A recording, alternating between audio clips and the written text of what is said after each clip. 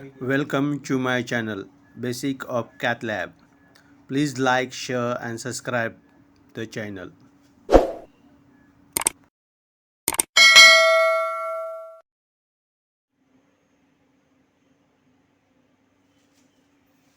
Hi friend, मैं संदीप। आज हम बात करने वाले हैं प्रोविजनल बाइफरकेशन स्टेंटिंग के बारे में।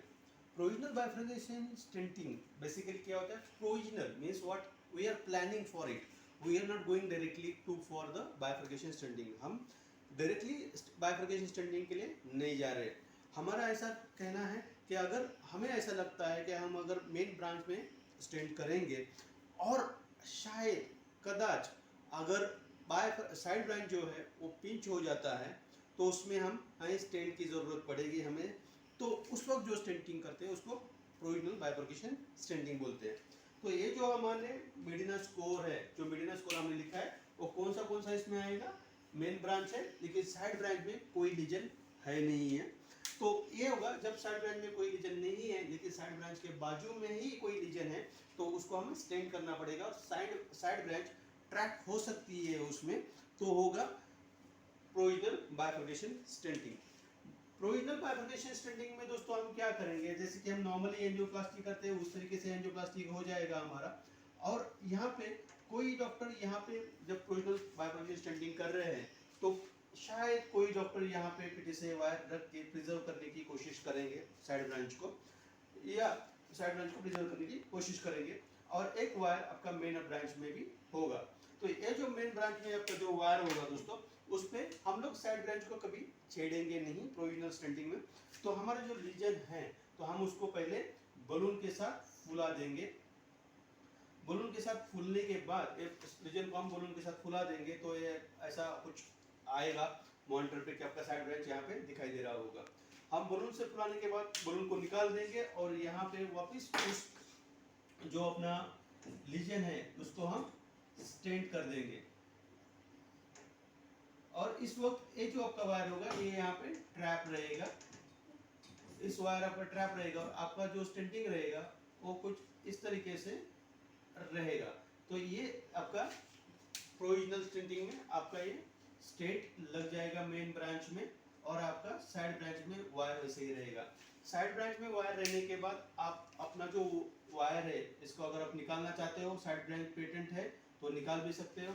अगर आपको लगता है कि नहीं भाई हम पोस्ट डायलिटेशन करेंगे और उसके बाद देखेंगे कि ये ब्रांच ऑस्टियम उसका बंद हो रहा है कि नहीं हो रहा है तो हम उसको उस वक्त भी निकाल सकते हैं।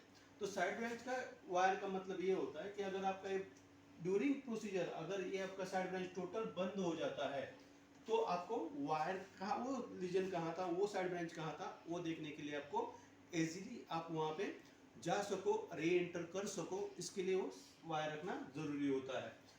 तो ये हो गया प्रोविजनल स्टेंटिंग। अगर सपोज ये बंद हो जाएगा, अगर ये सपोज बंद हो जाएगा तो आपको क्या करना है? आपको एक दूसरा वायर लेना है या एलईडी का जो वायर है वो वायर लेके री एंटर करना है एलईडी में, री एंटर करना है डायगोनल में। डायगोनल में जब भी आप री एंटर करोगे तो एक बात हमेशा याद रखना है, आपका जो वायर है, जो हम वायर ले रहे हो पीटी से वायर, तो वो नीचे से ऊपर जाएगा। जैसे कि ये लूप करके ऊपर से जितना हो सके उतना डिस्टल स्टड से हम डायगोनल में एंटर करेंगे। डायगोनल में क्यों एंटर करेंगे? क्योंकि जो करैना है, आर्टरी का जो करैना है वो शिफ्ट ना हो जाए, या जो अलॉय हो, जो मेटल है वो मेटल ज्यादा से ज्यादा इस पार्ट पे ना आए।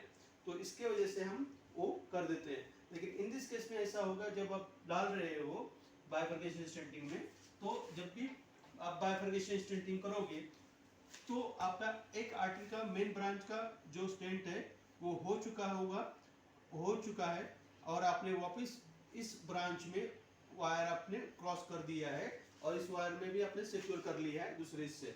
जब हम इस स्टेंट के थ्रू जाएंगे तो स्टेंट के थ्रू जाएंगे तो हमें पहले यहाँ पे एक 1.5 के बलून से या 2 के बलून से डायलेट करना पड़ेगा। उसके जो बंद हुआ है, जो डायगोनल बंद हुआ है उसको ओपन करना पड़ेगा और उसके बाद हमें यहाँ पे एक बलून के साथ इसको ऑस्टियम को हम खोल देंगे।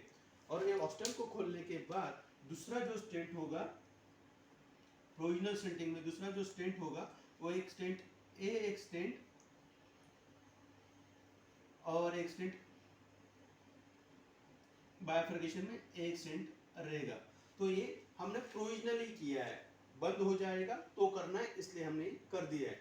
जब ये दोनों स्टेंट हो लग जाएंगे तो हम इसको किसिंग बलून करेंगे।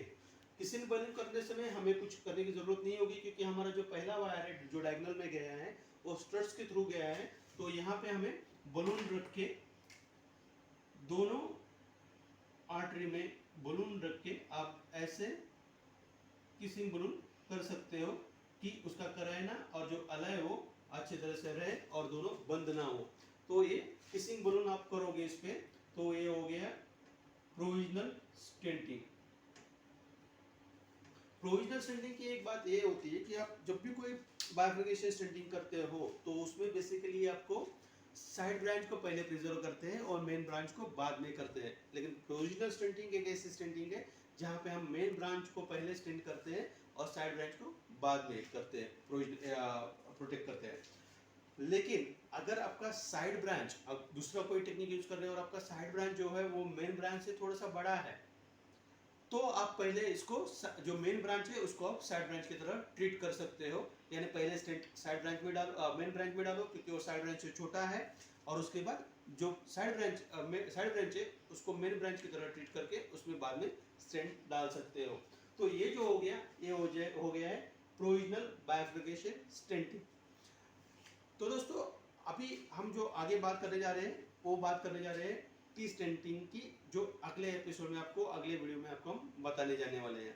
तो टी स्टेंटिंग क्या होता है, क्यों करते हैं, टी और टैप ये दोनों हम एक ही साथ आपको बताएंगे तो आपको ज़्यादा समझ में आएगा। थैंक यू, और बने रहिएगा हमारे साथ ऐसे ही वीडियो जानने के लिए, नेक्स्ट वीडियो के लिए। और आप अपने दोस्तों को, मेडिकल जो फ्रेंड है आपके, उनको बताइएगा इसको सब्सक्राइब करने के लिए। Thank you very much.